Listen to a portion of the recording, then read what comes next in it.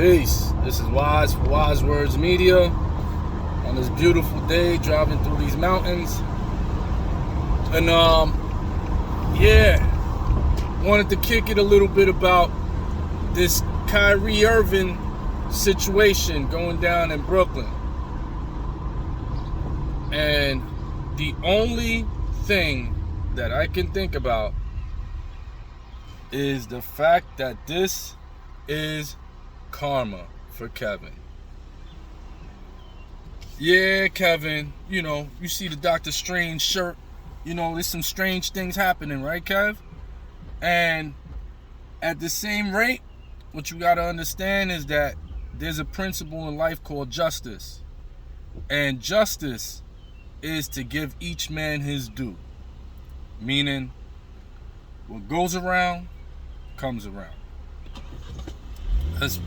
Let's rewind. Let's take it back to the year 2016 NBA playoffs.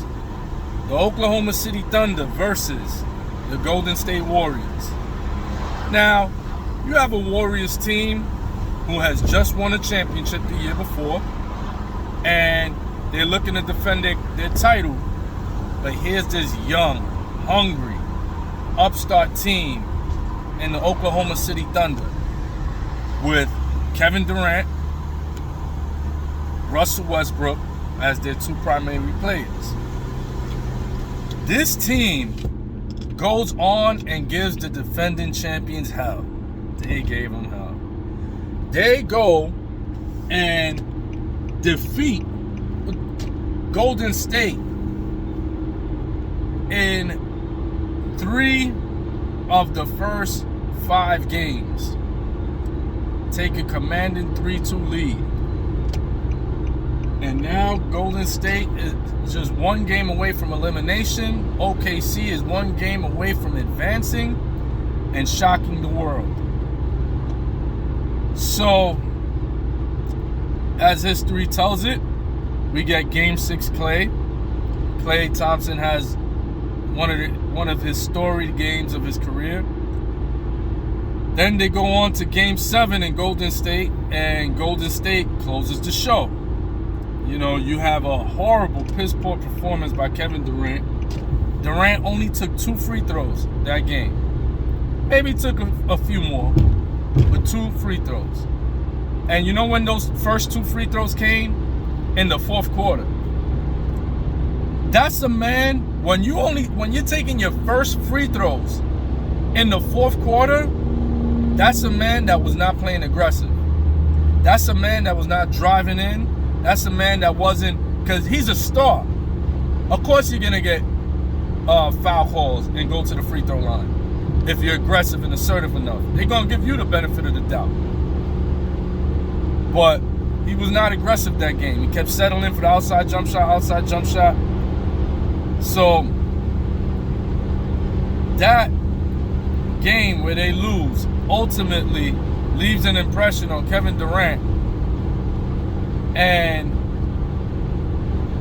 losing the series leaves an impression on Durant. And Durant starts talking to Golden State, and before you know it, Kevin Durant pulled one of the weakest moves in the history of the NBA. People thought the LeBron thing was bad, joining, and I throw myself in that mix too. I thought the LeBron thing was bad. In your prime, joining up with 2 other guys that are in the top 10 of the league, and another fellow top 5 guy in Wade, in your prime to do that, I thought that was bad. But this, to join a team that just set the record for most victories in a single regular season, going 73-9, also defending a championship, and you had them up against the ropes. They were at a standing 8 count. You had them. And you leave Oklahoma City to play with them? And fine, some people were going to say, oh, well, he didn't want to play with Russell Westbrook anymore. He didn't want to play. Fine, then don't play with Russell Westbrook. But there's 30 other teams that you could go play with. There's 30 other teams. You had to pick that team? Come on, man. There's no excuse in that. That was soft. So, in any event, he skips. He thought that he was going to shatter Westbrook and OKC apart. OKC. Westbrook goes on to win the MVP. He goes on to win the MVP. And they go on to the playoffs that year without him as a 6th seed. With Westbrook just by himself, practically. So, Kevin Durant goes to Golden State. And he wins a couple championships. And he's on top of the world, right? So now, karma starts to kick in. See, Kevin Durant listens to social media a lot. He's on social media often, and he listens to what people say, and it affects him. So he's hearing people say the legitimacy of these 2 titles for him, in particular, have an asterisk on them, because he didn't go have his own team. He went and hitched the. He was like a passenger, like that guy right there, pointing his thumb up, like, please, hitching a hike, hitchhiking. Yeah, come, pull over. He sees the championship wheels passing through. He took a seat in the trunk, and the rest is history. So those rumblings was in his ear, in his head. So here comes that 3rd year, and there was a game, I believe it was against Sacramento. Could be mistaken, but towards the end of the game, both Kevin Durant and Draymond Green start beefing with one another. And Draymond Green, right there, I love Draymond. Draymond Green told them straight up and down, we don't need you. We don't need you. We won without you. We don't need you. Get out of here. You can leave, and we'll win again, because we don't need you. Ooh, that hurt little Cupcake Kevin. Oof. That hurt Cupcake Kevin. Cupcake Kev was hurt. So, after that, he kept that in mind. Season goes on. Golden State loses. He gets hurt. He has a big decision to make. Is he going to stay? Is he going to go? Those voices were still playing in his head. That those championships, all he did was jump on a bandwagon. He wasn't the real leader. That's Steph Curry's team. Draymond in his head still, you don't belong here. You could go. We don't need you. All that stuff in his head still. So he decides to leave and join forces with Kyrie Irving and join the Brooklyn Nets. So now Kyrie, ever since he's joined, has been a head case. Kyrie's been a problem everywhere he's gone. Everywhere he's gone. And he was a problem in Cleveland with LeBron. He was a problem in Boston with that young core. And as you can see, how it's been playing out for him here in Brooklyn, ultimately, it's been a problem here as well. From vaccine mandates to, I'm mad that these people ran up in the, they ran up in the government office and tore down government property. So I'm done. I don't want to play here. And COVID, and like, then he's partying with his family with no masks, and all types of stuff. He's saying one thing, doing another. So Kyrie has been problematic for Kevin Durant. And now the Nets are saying, you know what, we're tired of this guy. We're tired of him. We don't want to deal with him anymore. And if it means we have to part ways with Kevin Durant because he's too soft to hold it down by himself, then so be it. We'll part ways with Kevin Durant. So Kyrie Irving yesterday opts in to his option, his play option. So all he did was just secure the bag. All he's doing is just making sure he got his money. But as a part of that deal, he said, I'll opt in, but these are the teams. He gave a list of like 5-6 teams. These are the teams I want you to contact for a trade proposal.